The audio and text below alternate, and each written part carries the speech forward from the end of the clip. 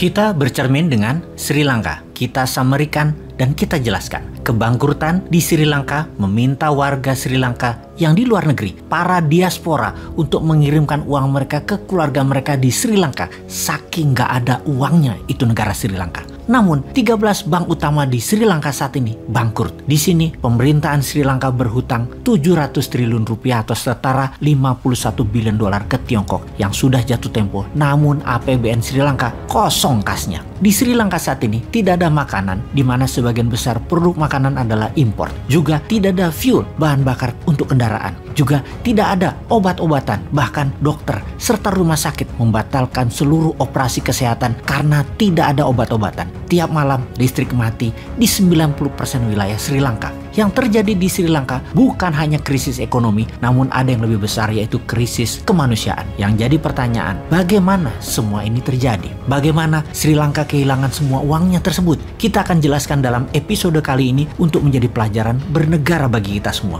Video kali ini disponsori oleh Dinaran yang merupakan sistem pembayaran menggunakan emas hingga pecahan 0,01 gram, di mana kalau memerlukan fisiknya bisa diambil di ATM Gold. Saat ini baru 1 unit ATM tersebut, dan di tahun 2022 ini akan menambah 50 unit ATM Gold yang baru di seluruh kota besar di Pulau Jawa dan Bali. Kembali ke Sri Lanka. Pertama ada masalah kebijakan atau government policy. Kemudian ada masalah politik. Dan kemudian ada masalah yang namanya Tiongkok. Akar dari banyak masalah di berbagai negara. Kita mulai dengan kebijakan negara di Sri Lanka. Hasil saat ini adalah buah dari mismanagement yang panjang yang telah dilakukan oleh Sri Lanka, yaitu masalah fundamental. Impor lebih banyak dari ekspor, belanja negara atau spending lebih banyak dari earning atau pendapatan negara. APBN Sri Lanka negatif. Neraca perdagangan defisit karena banyak impor. Anggaran defisit karena kebanyakan belanja spending. Ini juga disebut dengan double debt atau hutang ganda, di mana ini juga biasa disebut dengan resep sukses untuk bencana ekonomi sebuah negara. Cara Sri Lanka menyelesaikan masalah defisit tadi salah kaprah, yaitu dengan malah menambah hutang. Hutang Sri Lanka saat ini 111% dari GDP, alias lebih banyak hutang dari jumlah barang produksinya. Lebih parah lagi, di saat ekonomi sulit di tahun 2019,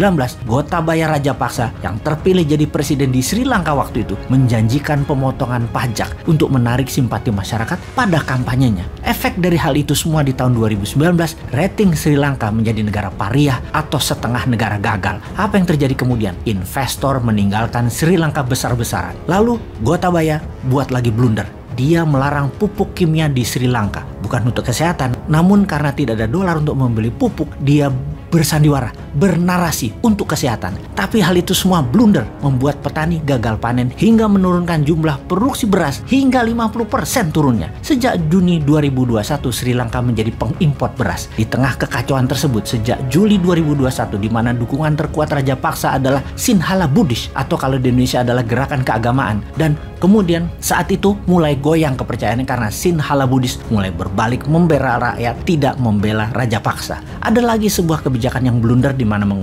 harusnya mengutamakan pasar atau pro market approach, tetapi malah mengutamakan well driven mode. Maksudnya apa? Malah pamer kemakmuran dengan membangun infrastruktur jalanan. Itulah well driven mode, bukan pro market approach. Padahal isi dari infrastruktur tersebut tidak ada. Fuelnya impor, mobilnya impor, dan untuk mengerjakan hal ini Rajapaksa bekerja sama dengan Tiongkok. Sri Lanka mendapatkan hutang besar dari Tiongkok dalam bilateral debt. Sri Lanka mempertaruhkan ekonominya di tangan Tiongkok. Benar sih, Tiongkok kirim uang Tiongkok kirim teknologi, Tiongkok kirim SDM, termasuk kirim virus Wuhan. Semua dikirimkan karena sejak awal memang Sri Lanka buruk di dalam pengelolaan keuangan negara, dan ini memang dimaui semua peminjam, mengharapkan yang dipinjamkan tidak bisa kelola uang. Efek virus Wuhan tadi, pariwisata Sri Lanka yang merupakan 13% GDP nasional turun. Di tahun 2020, turis hanya berjumlah 170.000 orang saja dengan pendapatan sekitar 2 billion, di mana di tahun 2019 ke belakang mencapai 2,3 juta turis datang atau senilai 7,5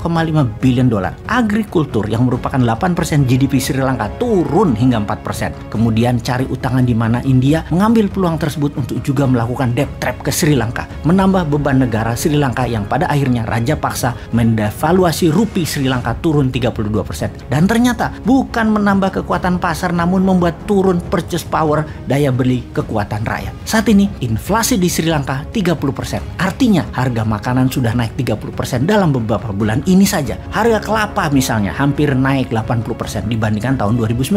Harga bawang naik 100% dalam 2 tahun ini. Harga beras naik 90%. Harga ayam naik 55%. Yang terjadi di Sri Lanka kalau bisa disimpulkan, inflasi tinggi, hutang negara tinggi, tidak punya cadangan devisa, serta mata uang yang turun terus nilainya. Setiap hari, yel-yel masyarakat go menggelegar seantero Sri Lanka. Berapa sih cadangan devisa Sri Lanka saat ini? Hanya 1,9 billion US dollar saja. Hanya sedikit lebih banyak dari kekayaan selebgram dan seorang model Kylie Jenner yang berusia 24 tahun tersebut. Saat ini, Sri Lanka perlu uang untuk memberi makan 22 juta penduduknya, memberi keamanan dan membayar hutang negara. Saat ini untuk membuat muter ekonomi Sri Lanka perlu dana sejumlah 20 billion dolar. Siapa yang mau meminjamkan pada saat jaminan keamanan bernegara dan kelolaan negaranya amburadul seperti itu? Semoga ini semua menjadi pelajaran buat kita.